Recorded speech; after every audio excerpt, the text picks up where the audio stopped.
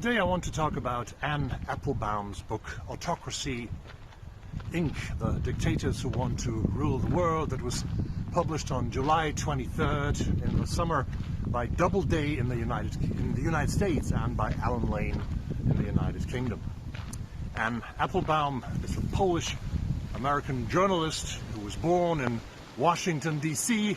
She studied at Yale University, having the famous scholar Wolfgang Leonhardt as her teacher. She worked as a journalist and a correspondent for The Economist and The Independent, and she covered the fall of the Berlin Wall in 1989 and worked also with Czechoslovakia, in Russia and Poland. In 1992 she married a guy named Radzislaw Sikorski, who later became the Polish Minister for Defense and also Secretary of State for Poland, which he is now again after the PiS party lost power in Poland. Applebaum speaks both Polish and Russian. In 2003, her book Gulag, a history about the prison camps in the former Soviet Union, was a finalist for the National Book Award in the United States, and in the year after its publication she was also awarded the Pulitzer for non-fiction for the same book. Now it starts raining and we have to abandon our recording. Thank you.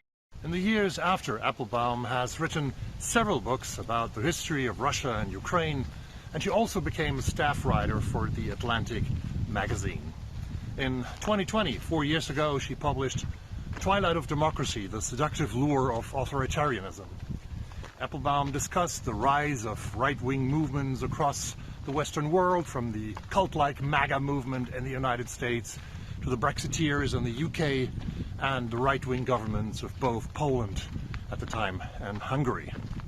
Last year she wrote a very well-received piece in The Atlantic about how dictators and autocrats have started to cooperate like they never did before, and she was asked to make a book out of that essay, something that actually quite often happens nowadays with good pieces of writing. Authority, Inc. examines not only the rise of global autocratic movements, but also the deep connections between authoritarian leaders and the threat they pose to democratic institutions. Anne Applebaum takes us to Venezuela, where the corrupt kleptocrat dictatorship of President Nicolás Maduro and his predecessor Hugo Chavez have stolen hundreds of billions of dollars from the Venezuelan people, where the middle and lower class have sunk into deep and hopeless poverty that has led to an enormous exodus, with millions of people fleeing to the United States. I guess I have to do the rest of the video at home. This early summer, the opposition candidate González won around 70% of the vote in Venezuela, but Maduro claimed the victory immediately. If Maduro and his cronies would not be backed up and supported by Russia and China, the Venezuelan people would probably have been able to remove Maduro.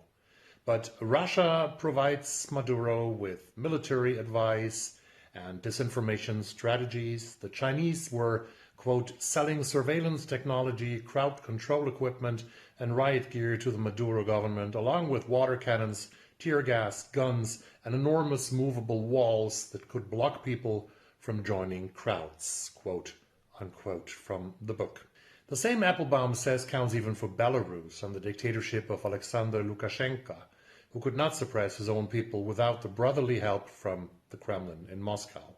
By destabilizing democratic movements, by stirring up division in democratic countries, the leading autocracies of the world do not only widen their net of partnership, they also secure their own power.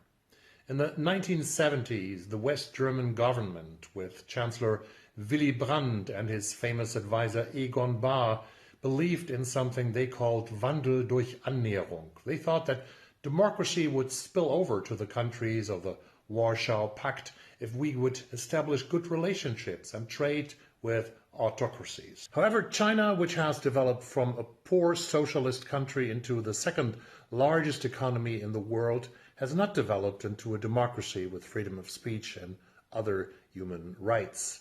The greatest attempt that was done for change in China was stifled brutally at Tiananmen Square in Beijing in early June 1989, when the Chinese military murdered thousands of young students. In all the years ever since, the state and the party have established a perfect control of its people.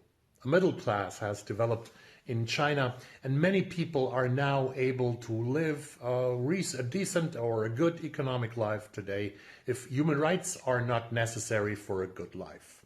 Well, the concept of change through trade, Wandel durch Annäherung, that the West believed in was a total and complete failure.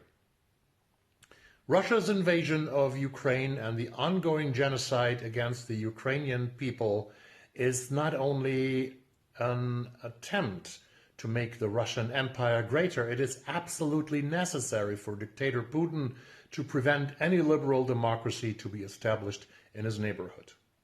A liberal democracy that could be a fantasy of the Russian people and who could disturb Putin and his oligarchs by getting richer and richer every day.